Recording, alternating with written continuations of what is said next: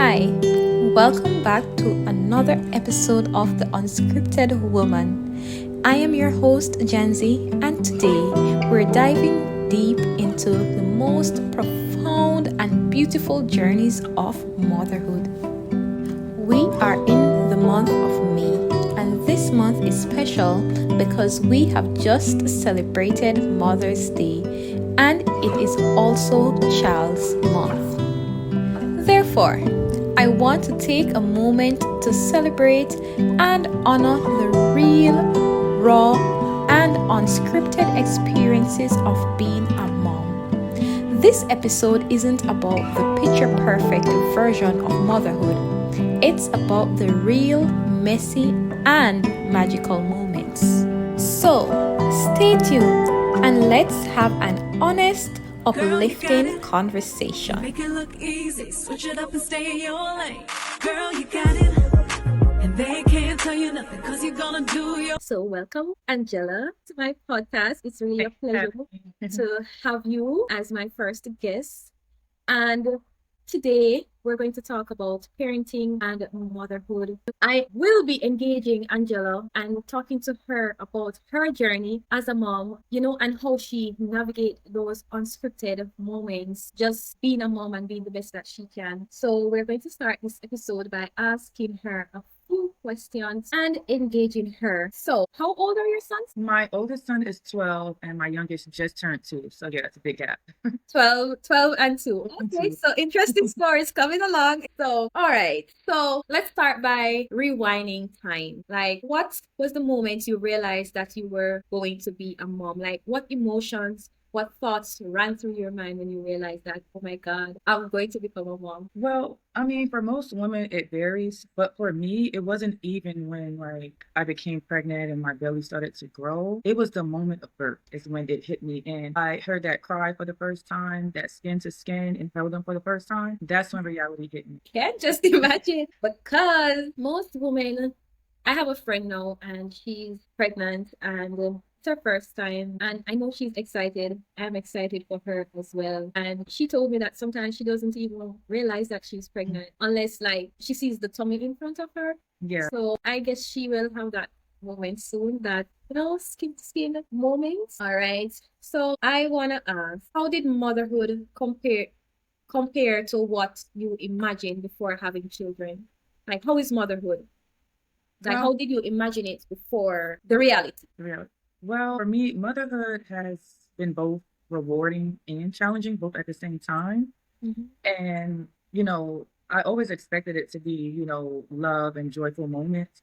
And I've also, I knew that, it's two sides to a coin, it's the challenges, it's the good moments, but it's been everything I expected, except for I didn't realize how fast they grow. Like they grow so fast, like that time goes by so fast. I mean, it just, like I have a 12-year-old. So it's like, wow, I have a whole 12-year-old. I had my first baby 12 years ago. Like, it seemed like yesterday. And now my 2-year-old, it seemed like he was just born yesterday. He's 2 already. So it's going into that man already. It's that you don't have the toddlers around for too long. Even just the newborn phase, the infant phase, like they're crawling, then the next day they're walking, then they're talking. Like, it just goes by so fast. And on the flip side, what has been one of the most challenging aspects of motherhood and how have you navigated it? I would say the challenging part is balancing time for myself and being a mom at the same time. Because, I'm busy, I have things going on in my life, but I have to remember that I'm a mom, so they need me as well. So just balancing that, but I'm very blessed to be able to have that support system. So when I need help, I can ask for help. A lot of women don't have that. Yes, it's a blessing when you have that community, that strong support system to help you to get sane, Yeah. want of a better word, And I know a lot of moms struggle with self-doubt and feeling like they're not doing enough. Like, what advice would you give to mothers who are wrestling with this? I would say you're doing amazing. Give yourself grace because you're human. You make mistakes, especially as a first-time mom. You're learning. You're learning as you go, and don't beat yourself up. Like, you're going to make mistakes and you're going to feel the guilt. Give yourself grace and know that you're doing your best. Every day, just do your best. Did you want two sons, by the way? Are you a boy mom or were you looking for a girl? So I am a boy mom. I always wanted to have a boy first. Okay. So it started off, I used to say, I want to have 4 children. That's not the case anymore. So I said, I want to have 2 boys, 2 girls. But now I think I'm good with 2, but I am up for 1 more. So I can handle 1 girl. I think that's all I'm built for. Yeah. Let's suppose you get another boy. Would you just close it with the 4? I think so. I'll just be a boy mom at that point. Okay. And hope it's not a twin. Oh my God. Then that's the only way to happen.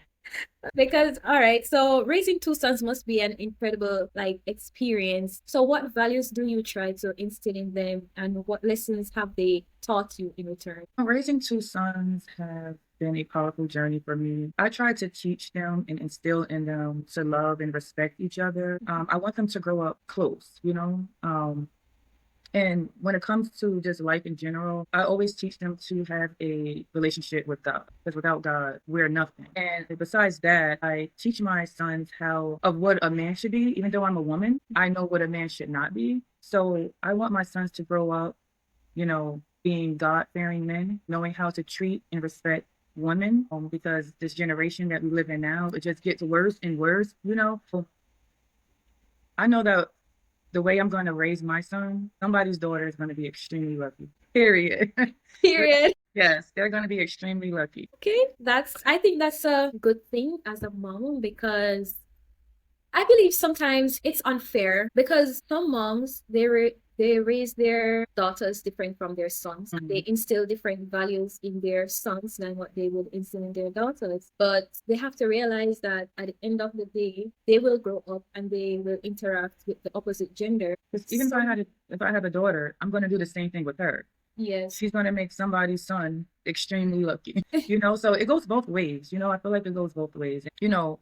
It's important for fathers to be involved in their daughters' lives, to teach them what love is supposed to be like, how a man is supposed to treat you. And, a woman can teach their sons, how to treat a woman, So just because I'm a woman doesn't mean that I can't teach my son how to be a man, even though I'm not a man, because he had that life experience of how we want to be treated, and we can teach them that. And I feel like a lot of women, and a lot of men are not doing that. They're letting the world raise them. Exactly. And I like your perspective on that, because some mothers, we're not here to chastise anyone, just to bring awareness, but some mothers would rather to treat their sons in a particular way.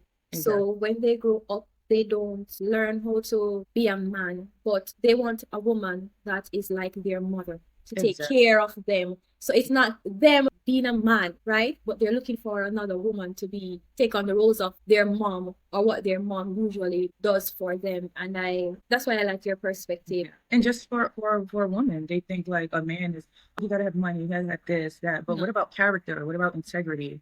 What about those things? They're just as important, because if you just look for the outer appearance or money, material things, that's why we end up in situations. I think that's excellent. I have a few questions. I sent out a questionnaire, and I have a few questions that some moms participated in, and I asked them some questions. So I'm just gonna bring that up, and we're just gonna reflect on these questions that the answers to. So did my video pause? No, I can hear you. Okay, so the question I asked is, share a defining moment in your journey as a mother that shaped your perspective. One person responded and said, I cannot share one moment because there are so many, but just knowing every time he cries, I am the first one he reaches for, that is enough to keep me going. Do you ever feel that way?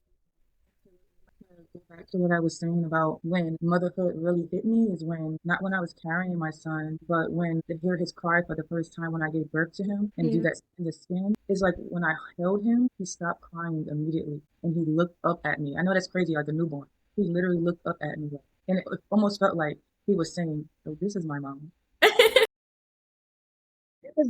I'll never forget that moment. Never. And it was like that with both of my sons. They know you. It's like they know your voice when they're in your stomach. So yeah. They recognize your voice. Another person said, to me, motherhood is sacrifice. Having to drop everything at any given moment to ensure that your child is okay, whether they are sick or just need to be held. And I realized my role was to guide, comfort and teach resilience, not to shield them from every hurt. It shifted my perspective from wanting to control the world to preparing them to thrive in it. This experience shaped the way I parent to this day. This one is deep. Oh yeah. Oh yeah. I can relate to this one. You know what? It reminds me of OCS days. Like when I met you, I was recycled, and I Yeah. really learned how resilient I was. Yes. And I've seen people there who couldn't like handle any type of failure, and it made me think like, how did they parents raise them? Yes. Some people grow up thinking that everything is supposed to go their way. And as a mom, I want to teach my boys that life, like failure, is not always a bad thing because it strengthens you. It teaches you resilience. It's all about how you get back up and how you handle things. Because if everything goes your way in life, you won't be, like you'll be a really weak person and Yes. you won't know how to handle obstacles in life and failure. Yeah, so got to be a team player and know how to take losses and know how to cheer people on when it's not your time, Yeah. and to be able to celebrate other people's success, because we live in a world where sometimes we're sheltered, we're protected, but I feel like parents, I'm not a parent by the way, but I feel like parents should But you allow, watched your parents, so yes, I feel like parents should allow their children to make their own mistakes to a certain extent. You can still offer the guidance, but allow them to make their own mistakes. Not so some mistakes you can learn from and live from. I have no problem with that. But I think when you make your own mistakes and have your own experiences, it shapes you as an individual, and not saying that you're living like for your parents then, or you're thinking, oh, my mom would not do that, my mom this, my mom that. But what about your own identity as exactly. a person, as an individual, defining who you are? So I think it's really important to give that leverage for them to, fall, brush Yeah. up, and Let let them them know fall it's so that it's they can learn. okay, because the world that we live in today, Cutthroat. it's cutthroat. Cutthroat. So I think we have to just prepare them for that and to deal with mean people, because they're not always good people out there. There are people who are just going to be mean to you for no reason. People who are not going to like you for no reason, and they don't owe you any apology. It's just that's how society is. So Exactly. you have to give them that leverage to make those mistakes and be a man or be Exactly. a woman. Exactly. All right, so I have another comment to that question. It says, getting pregnant again after having my son 18 years was truly defining for me, as I was worried that I am getting older and I could have another child. But here comes my baby Zoyan, full of so much joy. I can just imagine how she felt after 18 years. Wait, so she said 18, she had a Years. baby, then 18-year gap had another one? Well, I used to think like, man, my sons are like 12 years apart. I wish I would have had them closer. But it's people who have them even bigger Like gap. Riri. Yeah, yeah. Yeah, back to back, right? I think the reason why she did that is because like she is in her 30s. Yeah, she has Late 30s. sacrificed a lot for her career, so why not? Exactly. Like just knock them all out at once so you can live your best life in your 40s. I can just imagine how scared she was though, but God always come through. I mean, in these days, and even back in the days, people were having kids in their late 40s, even early 50s. Janet Jackson, she had her first baby at 50. I'm scared. You're scared of what? Being a mom or? Yeah, it's it seems so easy, but I guess when you get there, you'll see that there was nothing to be scared of. It's not. Don't get me wrong. It's challenging, but if you got a good support base, you got, it'll flow. It'll flow. It'll just, your motherhood will just turn on instantly. Yeah, I've done a lot of that, but just not my biological, but Yeah, children. Yeah. I'll I take your mean, advice.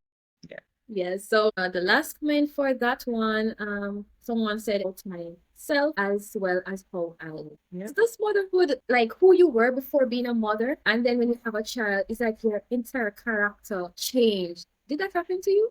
Yes, in certain ways, I feel like it matured me even more than what I already was. Yeah, like a lot of things that I used to do, I slowed down from because life isn't about me anymore. It's about them. Doesn't mean that too. Like a lot of people think because you have children, like your life stops. No, Yeah.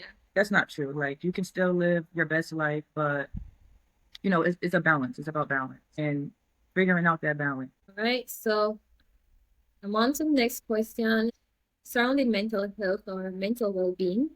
And the question I asked was, how do you cater to your mental well-being while navigating motherhood and showing up to all other areas in your life? One person commented and said, you have to do things outside of your child, things that you enjoy as an individual and not just a mother. You have to find the balance. I agree 1,000%. Another person said, praying consistently and reminding myself that I am also an individual with individual needs. It's okay to take a break to breathe. Being a mother is not my entire identity. It's a part of my journey. So putting me first will ensure that mentality I'm taken care of so I won't spill over into other areas of my life. That's so hard. So it's like you just take on so many personalities. You're a mom, you're a sister, you're a wife, and you just have to switch. You're a friend. You just have to know how to switch them on and when to switch them off. Exactly. It's like you're an actor. You got to play all of these different roles and wear all of these different hats. And you say it's so easy, but I don't think it is as easy as it sounds. It's definitely not. It's definitely, and it's going to definitely push you and challenge you to the core. I mean, you got to have resilience and patience because motherhood is not for the weak. It's not. I know, right? You want to know something? Like when I had my first son, he was so easy. But then when I had my second, oh my gosh, he is not for the weak. He is not for the weak. Okay. He challenged me the most as a mother. He challenged me. They always say seven brothers, seven different minds. So each person come with their own individual, identity and way of life. And they always say what you experience with one is not what you experience with the other. So even as a mother, you have to be careful in not comparing them. Exactly. Because a lot of people fall victim of comparison, and parents do it unknowingly, without not saying they had bad intentions for their child, just like they would compare them when they want them to behave better. Like you say, this one he's well behaved, why can't you be like this one? But I guess some people who are victims of that, or some children who are victims of that, don't like it because they say that is that you don't allow them to have their own identity. Exactly. Express their own self in their own rights, I definitely learned that with my two boys because they're night and day, They always say that, children are different. This is how one child is, but doesn't mean that your other children are going to be like that. They're their individual person, and you really do have to be careful. Even if it's innocent and you don't mean any harm, as they get older and they hear that can cause rivalry between them and comparison, and you really got to be careful like what you say around them because you don't know how they may take it. Because they'll say, "Oh, mom loves you more Mom than likes me better." Yes, yes, that is. So I'm the favorite. yes, exactly. Oh my God. Another one, I've learned that taking care of my mental well-being is just as important as taking care of my family. I make it a point to carve out quiet moments for myself, whether it's early in the morning before the house wakes up or late at night when everything's still. Prayer, journaling, and sometimes just sitting in silence helps me reset. I've also learned to give myself grace, realizing I don't have to be everything to everyone all the time. Saying no when necessary and leaning on my support system keeps me grounded. It's not always easy, but prioritizing my peace allows me to show up fully for my husband, my children, and my responsibilities and myself. I think this one is so deep. Yeah, definitely. Because learning to say no, learning not, Yeah, like you're one person. You can't overextend yourself. Exactly. And be everything to everyone and nothing to yourself. Like nothing is wrong with being selfless, but I think there has to be some boundary. Exactly. And I think a lot of mothers get lost in being selfless. Because I feel like as a mom, if you don't take care of yourself overall, how can you take care of your children? If you're not good, how can you be good for them? You know what I'm saying? If you're stressed out, if you're overwhelmed, you're not getting enough rest, you're not doing the things you enjoy, you can't really show up for your children to the full extent. If that makes sense. And I think it is important, even though a lot of persons don't know how to balance it, or they might feel guilty doing so. But I hope when my time comes, I can balance. Yeah.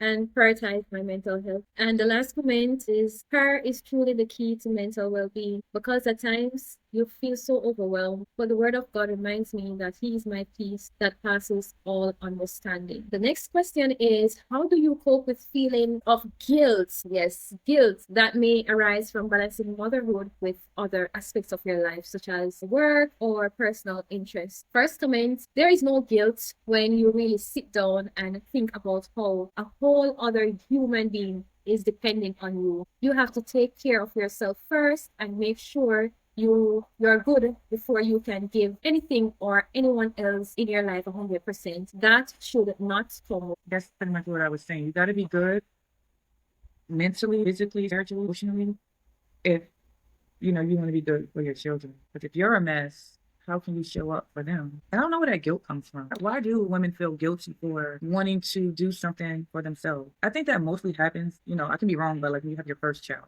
About the second and third, you're kind of like, okay, maybe I got a hold of this, but I don't know. I believe it depends on like your circumstances as a mom.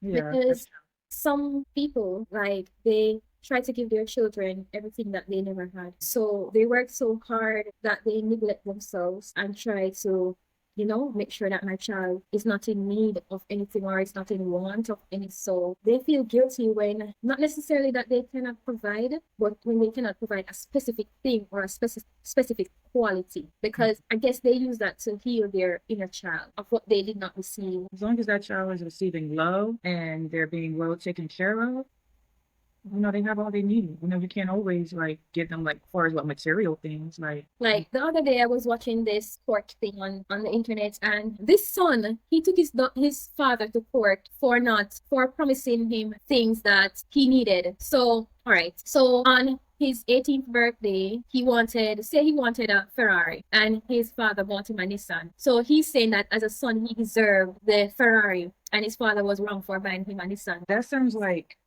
he grew up always getting his way. I don't know if it sounds like he comes from a rich family. No, but there were it was the definition of entitled. Because there were a series of things that he listed. I can't remember from the top of my head, but there were a series of things that he listed that his father should have done for him. His father did it, but not gave him the quality that he needed, or he thought he needed, or want. So he took his father to court for it. That is crazy. I don't even want to ask how that turned out, but for my oldest son, I tell him all the time, like, these things that you get are a privilege. They're an extra bonus. I don't have to do those things. I only have to put a roof over your head, clothes on your back. It doesn't have to be Nike Tech, as long as they're clean, wearable. All the extra things is because I want to give them to you. I even make him earn things. I don't just give it, earn it. You have to teach them that. Like, if you want these things in life, earn it. Because no one's going to just hand it to you. So yeah, that's definitely entitlement, and they need to learn that life don't work that way. You have a good approach because I was saying this guy is insane. Yeah. Another comment, one mom said that she still struggles with this up to this day. She said, I have a very demanding job, and at times, sadly, I feel like I am forced to choose my job when I want to choose her. A simple example is working late when she may ask on a particular, Mom, can you come home early? I may not have the option of simply meeting the request. I don't like that. However, I always try to make it up and communicate openly when what my challenges are. I mean, I feel like in that case, you are choosing them because you have to put a roof over their head. You have to provide. So you're choosing them. Yeah, but I think the good thing about this comment was that she said she communicates openly what her challenges are. So basically, you make the child understand that, this is what I am doing, and I know you would like me to be home early, but I have to like understanding the why, pretty much. Yeah, I think that's important because kids want to know why. I know I was like that when I was younger. I wanted to know why for everything. Yes, curious. Yeah, why? My mom said, go to bed. Why? I want to know why. I really want to know why. It was like that. You have to eat your vegetables. Why? Like, I wasn't being disrespectful. I really wanted to know. And some people look at that as being disrespectful, though. Yeah. When they don't understand the child or know, but the child just wants to know why. But I guess not everybody have the patience to deal with it, because I don't think I have the patience to deal with that. Maybe I'll get it. It depends too. It depends on how they're saying it, how they're asking it. Yeah, because some parents will be like, well, because I said so. But some kids really need to understand the why. Yes. some things is because I said so, but some things, explain it to them so that they can understand. Because what we usually get back in the day is because I said so. But with today's age and society and what is happening, it's best to say it and it's best to tell them, because if you don't tell them, they're gonna know another way. So, all right. So I have two other questions. And this one was, what was one unscripted moment that happened between you and your child that had you in awe, and how did you respond to it? The first time he called me mommy, I was so overjoyed and I just couldn't stop hugging him. I guess you had that experience too. Yeah, and then like with my 2-year-old, like I'll do something for him. He's saying the most cutest way. Like he can barely talk, but he tries. And it's just like, Another person said, I am away from my child, so one moment is her telling me that she misses me and I need to come home. She is an infant, so I don't expect her to say that. And when it did, it broke my heart a bit, but also had me in awe because of her comprehension of what she was saying. I told her I miss her soon and I'll be home soon. I think that's, children are smart nowadays. They understand what's happening. more than what you think. Yes, they really understand and they can feel it and the emotions and everything. So only thing we have to do is just help them to put it in words and express themselves properly. Another person said, it made me slow down and realize how even the simplest acts can leave lasting impressions. Another person said, meeting my second child for the first time, she looked so beautiful, and when she began to sit up, it was awesome. I guess anything that they do growing up, like for the first time, like their first walk, their first word, all of those little stuff are so sentimental. Children you have, everything they do is gonna be a whole. Another person said, there was this time when I was feeling extremely low. I was also masking my feelings as I didn't want her to know. My daughter came to my room with open arms and offered me a hug. She prayed for me and said, I'm holding space for you, mom. That is a moment I will never forget. I guess sometimes as moms, like they try to be the superhero and they try to mask certain things. And I guess when you're able to be vulnerable with your child to some extent, and when they can realize that, mom is not feeling well or Yeah, she's me too. Yes, so I think that's so nice. Another one, the last one says, my daughter went on a class trip and she used some of her spending money to purchase something for me. That moment had me in awe, so I let her know I am proud of her. So the last question that we will wrap up with is, looking back on your motherhood journey, what are you most proud of and what do you wish you could change? Honestly, I would have been more patient with myself, give myself more grace. And what I wish I could change, I don't think I would change anything, because even like with the mistakes, it was a learning process. So if I didn't make those mistakes, I wouldn't be able to learn. Yeah, it wouldn't shape you for who you are now. And one thing that you said that resonates with me is giving yourself grace. Yeah. Because trying to be Miss Perfect, it will drop. Exactly. You can't aim for perfection as a mom. You just have to do your best every day. I can only listen and take the advices. Yes. And I guess we'll share more unscripted moments, because one comment somebody said was, looking back on my motherhood journey, I'm most proud of the bond I've built with my children. The trust, the laughter, and the open conversations we share mean everything to me. I am proud that through all the ups and downs, they know they're loved and supported no matter what. If I could change anything, I wish I would have given myself more grace in the early years. I was so hard on myself, trying to be the perfect mom, when all my kids really needed was for me to be present, patient, and real. I've learned now that motherhood isn't about perfection. It's about love, growth, and showing up the best you can each day. And that just sums up everything that you just said. Giving yourself grace, and they're just looking for somebody to grow with them and be present. Be there. You know, Be there. to be there with them. Thank you for sharing your journey with me. Thank you for sharing your tips on motherhood and how you navigate your experiences and how you will continue to be an awesome mom to your sons as they grow.